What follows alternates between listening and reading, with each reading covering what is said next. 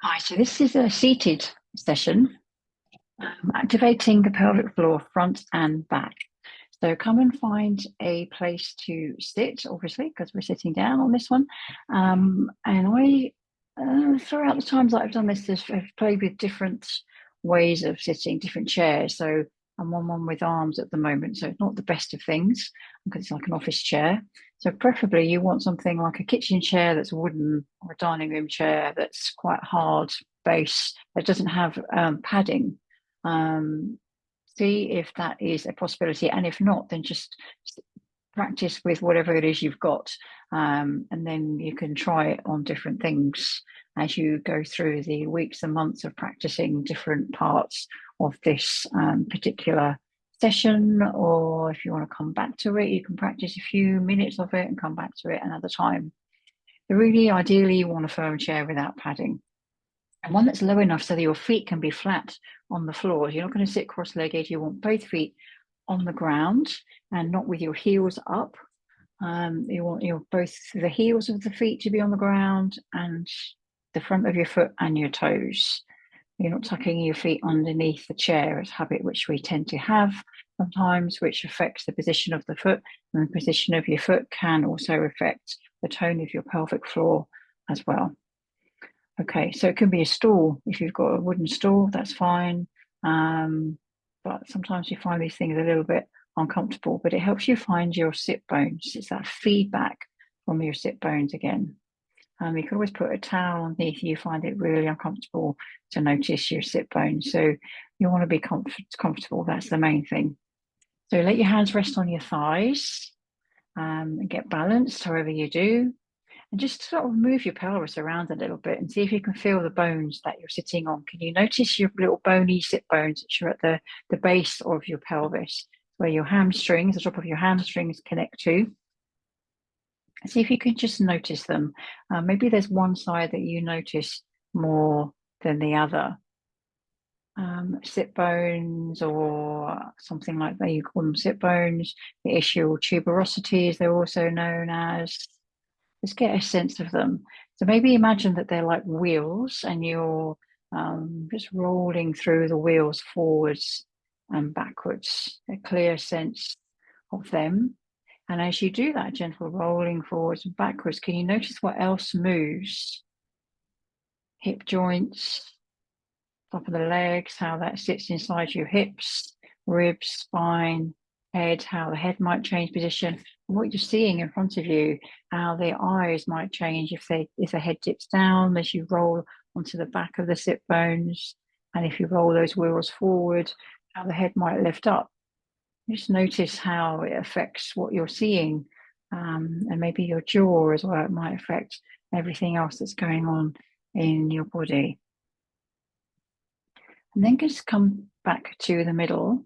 So maybe not so much forward and not so far back in the chair. But notice as you're sensing these sit bones, could you find a balance in the middle of the sit bones? And can you notice your breathing?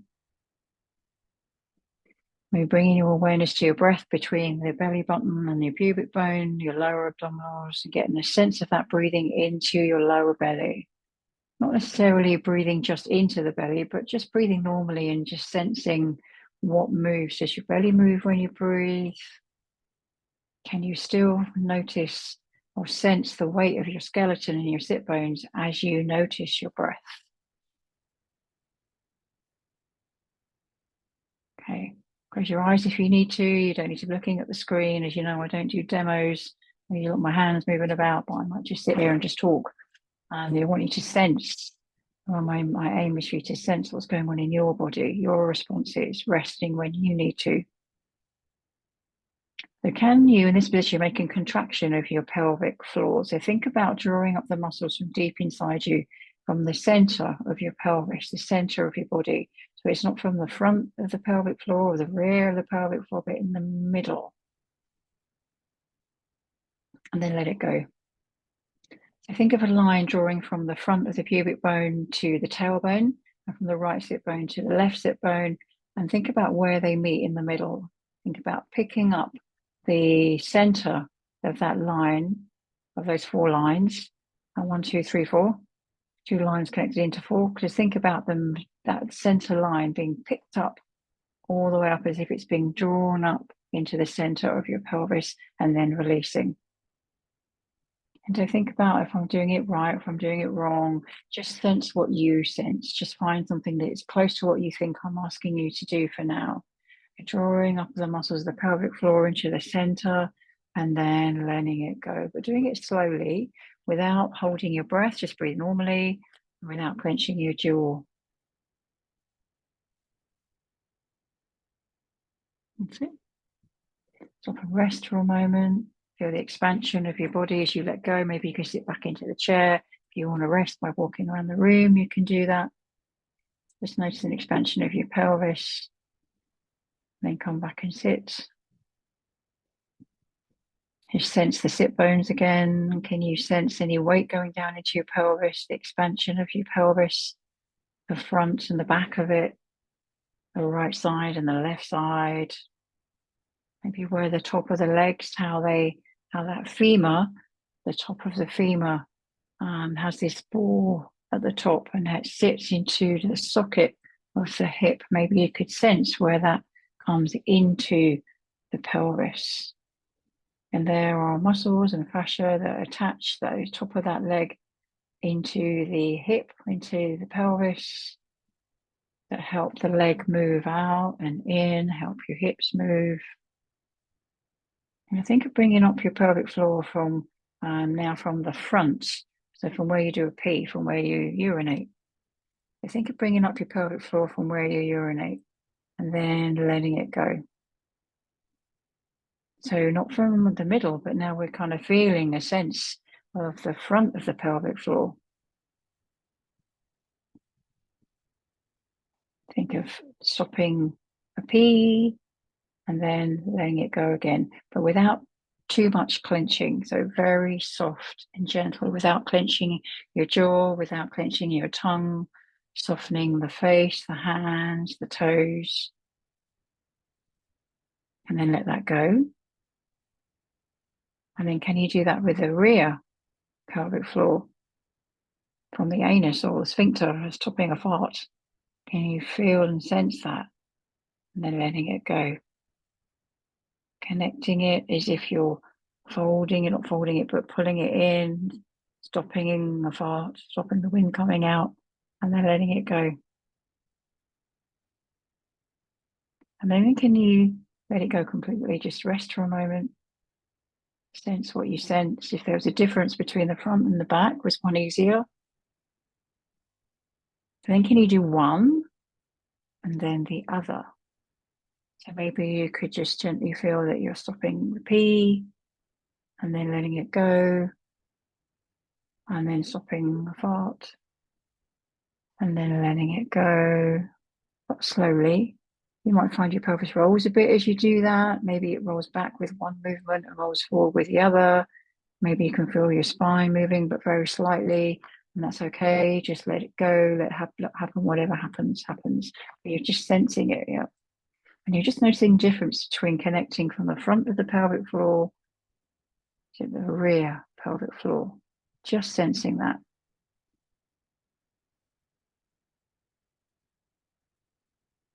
Let it go completely, rest, sense your breath, walk around if you need to, sit back in the chair if you want to.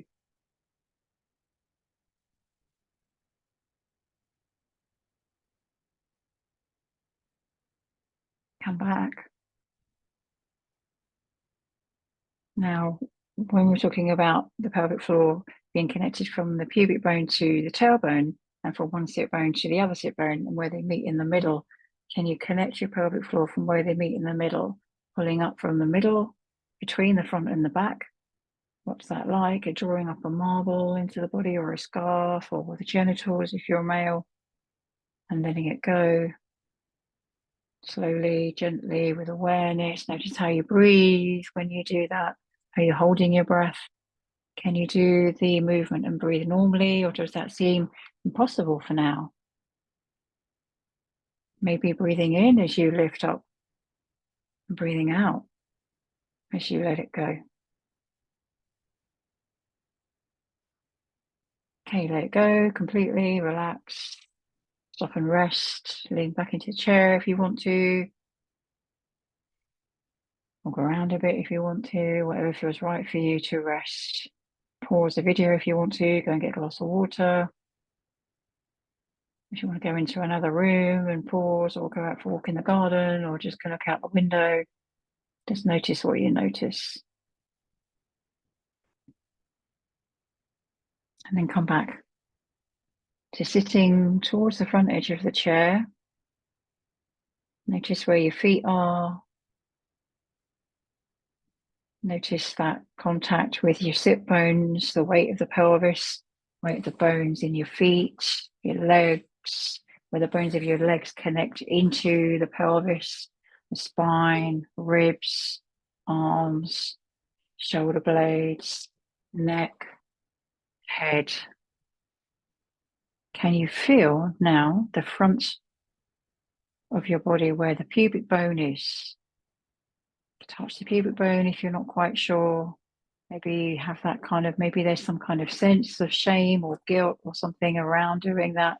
Just notice that. Or if you're quite happy to touch that area, just sense where the pubic bone is. Maybe it's quite difficult to do from a seated position. Maybe you want to stand up and feel that and sense that. Take your time. Can you feel the top of it, the top edge? The top is closest towards your chin, the top edge of that.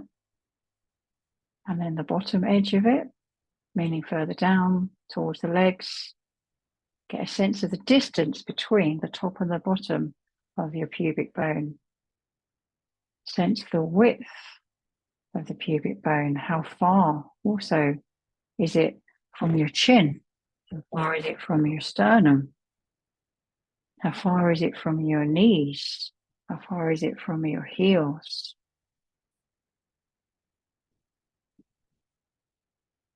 And start to do a movement of rocking your pelvis forward a little bit and rolling it back a little bit. So hands somewhere comfortable on your pubic bone. So as you tilt your pelvis forward, you notice what happens to the pubic bone. When you roll the pelvis back, you notice what happens again to the position of your pubic bone. Notice and feel what's happening to the head as well. Maybe you want to look down at the pubic bone when you roll the pelvis. And maybe you want to look up. So see if you can just look out towards the horizon now somewhere, and just keep your gaze on the horizon as your pelvis rolls forwards and backwards, as if those sit bones were wheels, sensing or feeling what's happening to the pubic bone as your eyes stay on the horizon. Doing this small movement with your pelvis, and you're moving, you're feeling the pelvic bone, pubic bone, and looking out into the distance. And now think about letting your hand somehow push on your pubic bone to help the movement. Can feel a little bit awkward. If you don't feel it right away, that's fine. But this idea of you're pushing down on the pubic bone as you tilt your pelvis, as if you're helping with your hands. And as you go back, you're pushing it in the other direction. Experiment how you can make it easier or clearer from you. Maybe you can sense and imagine that you've got a thread that's helping pull it forward. And maybe from behind you, you can sense that it's being pulled backwards. You can make the movement bigger if you feel that's nicer for you. Noticing what happens in your lower back. So you're still looking at the horizon. And then start to layer in this idea of lifting up of your pelvic floor.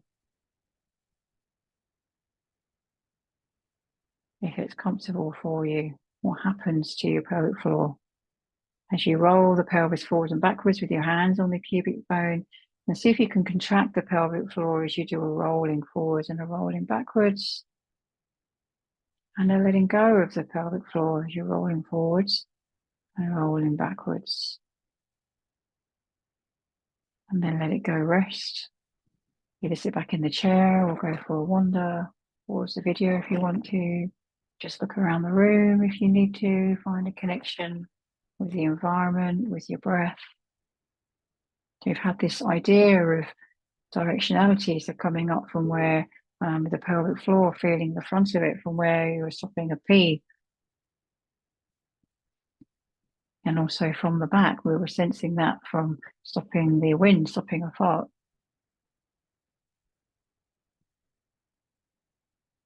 So just sensing as you're resting the difference of how that feels in the front and the back, sensing the bones of your spine, the bones of the pelvis, and then come back to sitting. Now just find, instead of your hands being on the pubic bone, find the top of your pelvis. To place your hands around the top of your pelvis. Maybe you feel that it's a bit higher than you think it is, or lower than you think it is. It's quite a bony structure, so reach down with your hands and touch that on both sides. You might sense one side more than the other. You might find that one's higher or one's lower, and you find the bones at the front where it goes around to the back, at the sides. It can be quite sensitive or quite ouchy. It can feel a bit bruised. And some parts might feel a bit ouchy. And then, as you find it with both hands, in a way you can leave your hands gently on top of your pelvis. Do that movement again, letting your pubic bone go down towards the chair, almost like a bowl, and pouring water out of the bowl. And as you come back to the middle, you pause. And then you tilt again, going in the other direction. Notice what the pubic bone does. Don't do anything with your pelvic floor, just your pelvis. Notice what's going on forwards and backwards, and looking out to the horizon. Rest when you need to, after each movement if you need to. Relax your jaw. And now stop for a moment, and with one of your hands find your breastbone, which is also called your sternum.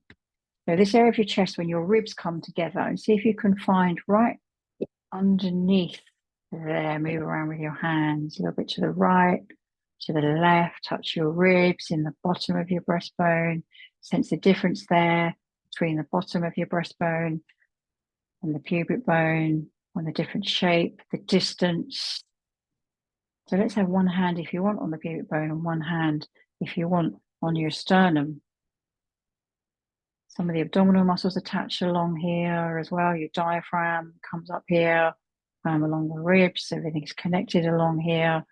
And then just get a sense of that distance, and just close your eyes and feel in your mind's eye, however you can, that these muscles, or imagine these muscles as you come to the edge of your chair, just sense them, not just at the front of the body, but going all the way around the back of the body to support the ribs away from the structure of your pelvis.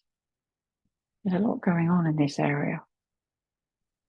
And then start to do this forward and rolling forward and backwards again of your pelvis. And notice how that changes the pubic bone and the sternum.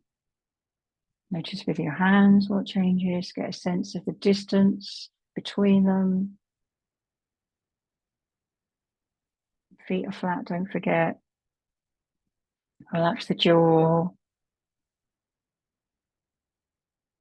Sense your jaw softening, and maybe the tongue as well.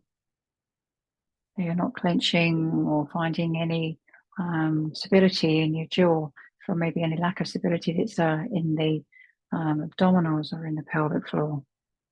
Just feel your skeleton, your spine moving, your ribs. Now layer in a few times the contraction of your pelvic floor in multiple directions. So coming as you're tilting forward, imagine that you're pulling your pelvic floor up, but it's starting from the back of you, maybe from the anus. And as you go forward, as you go back, you're pulling up from the area where you're peeing. Let go after each contraction. So just play with it and experiment with it. Maybe as you roll back towards the back of the chair, maybe you'll feel that it's easier to contract the rear pelvic floor, and then letting that go as you come to the middle, and as you roll forward, contracting the front of the pelvic floor, stopping the pee, and then coming back to the middle, letting it go. So as you're doing this, have as much of your skeleton in mind as you do that. So rolling from the sit bones as if they were wheels, noticing the spine, making you sure that you're looking at that horizon, noticing the sternum, how that changes position when you're rolling forwards. Most of us sit at a computer. When we're looking at the computer, we tend to have the sternum in this position with the pelvis tucked under, and with the sternum dropped, compressing things down onto the pelvic floor, and it creates a lot of pressure there and a lot of strain there, and we tend to tighten up in the rear pelvic floor, which can affect the glutes, but also everything that's going on in the back of the body. So just notice what your habits are when you're sitting. Come back to the middle and pause, and pull up your pelvic floor straight up into the body from the middle, not from the front or the back, but from the middle, and then letting it go. Have as much as your skeleton is mine as you're doing that. So even though you're connecting with the pelvic floor, just to notice the bones, the weight of your pelvis, hip joints, legs, feet, spine. Don't have the knees falling in towards each other. The length of your spine, the length of your neck. What are you seeing out in the horizon? Because if you're looking down, then your spine will have this curve. And if you're looking up, you might have overarched the back. So just have this sense of looking out to the distance, connecting with the center, and then letting it go. Don't hold your breath. And then come back and rest in sitting either, or you can just stand up and walk around and rest. If you need a glass of water, go and get something, or if you need to come walk outside, pause the video if you need to. And then when you come back and sit towards the front of the chair again, so you're not resting on the back of the chair. And notice that contact with the chair again, with your skeleton, your sit bones. What are you seeing? What are you sensing? Are you sitting more to the front edge of your pelvis or the back of the pelvis? Just notice without feeling that you need to correct it because it's wrong. And then can you sense if you sit more on the right sit bone or the left sit bone? Which are you more aware of? Is there more weight on the right side of your foot, on the left side of your foot? Just feel how you are sitting, the habits that we pick up. And contract the pelvic floor. Have this idea of bringing it up and then letting it go. Bringing it up into the center and then letting it go. And then as you're bringing it up next time, can you hold it and tilt the pelvis forwards and backwards, keeping that contraction as you roll forwards and backwards. So tilt the pelvis so there's an arch in your back, so the pelvis rolls forward if you're pouring water out of the bowl. And then as you round your back, your pelvis roll back, hold that contraction, rest your jaw, come back to the middle, let it go, rest. Complete rest, much as possible. Let go of your pelvic floor in all directions and breathe. And feel that you breathe and your pelvic floor expands down into your legs, into the bottom part of your pelvis. Nice. And then when you're ready, if you're not, pause the video or come back another day. Can we do that again? So contract your pelvic floor up into your body from the center, hold that contraction, tilt the pelvis back, rounding your back backwards into towards the chair, and then tilt the pelvis forward, arching your back. Can you hold that contraction a few times as you roll the pelvis? Look out to the horizon. Move your pelvis and breathe.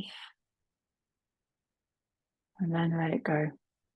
Feel your sit bones on the chair. Feel your skeleton. Notice your breath, what you're seeing, what you're hearing.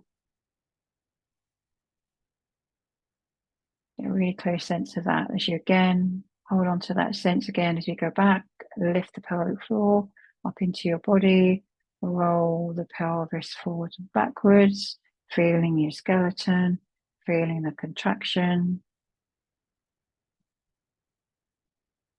Nice.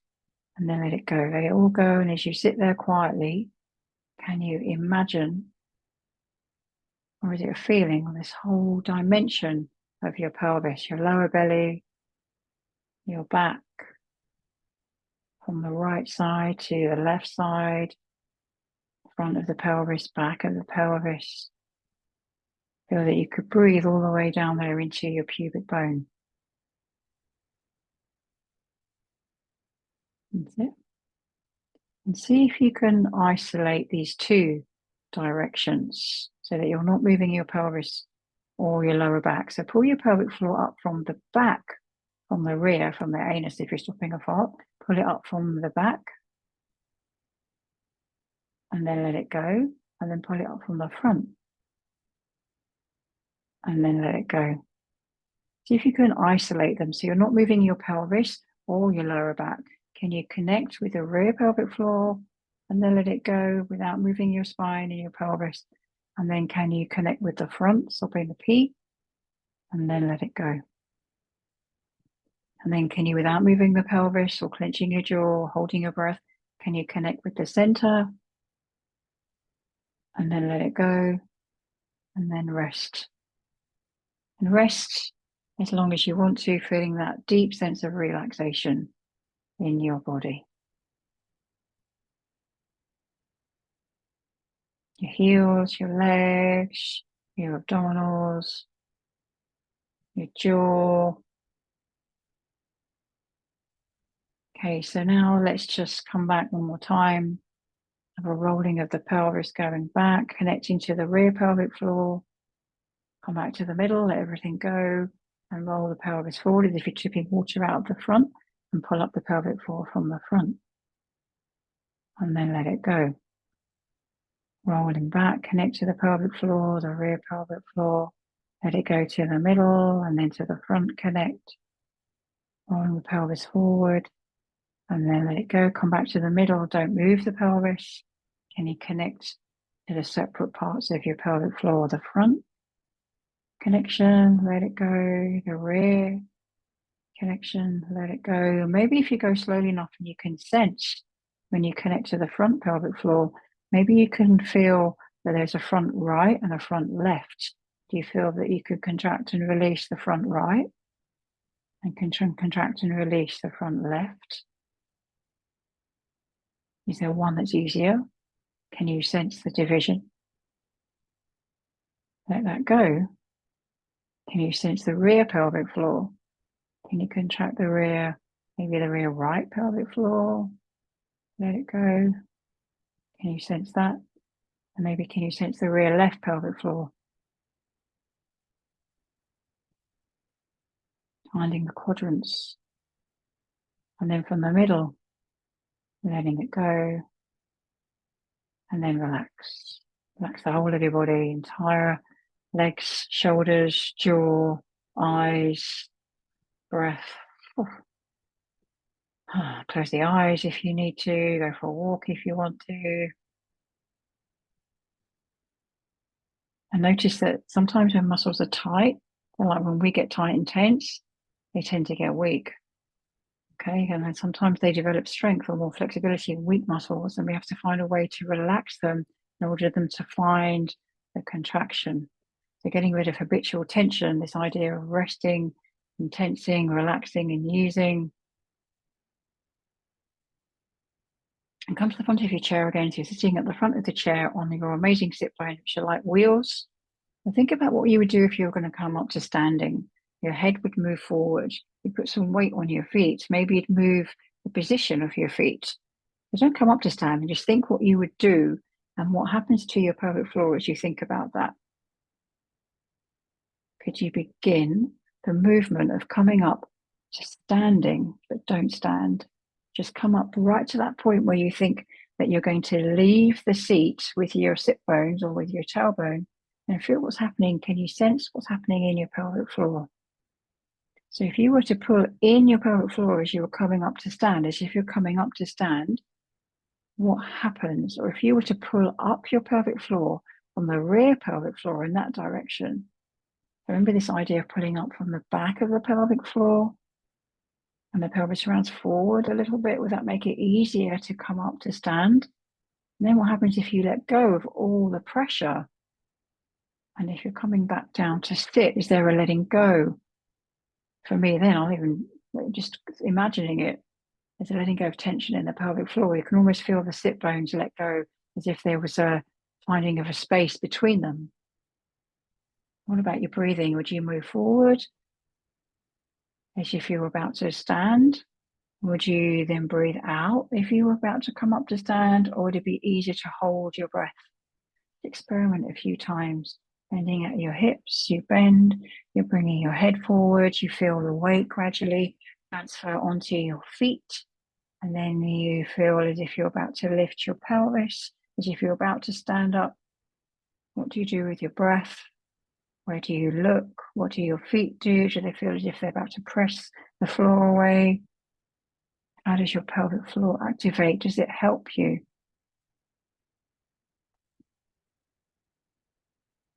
Does it help you if you squeeze it or if you don't?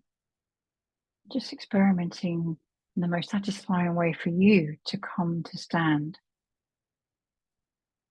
And if you feel like coming up to stand, go ahead, but feel as if you're lengthening, pushing the ceiling away with the top of your head, pushing the floor away with your feet.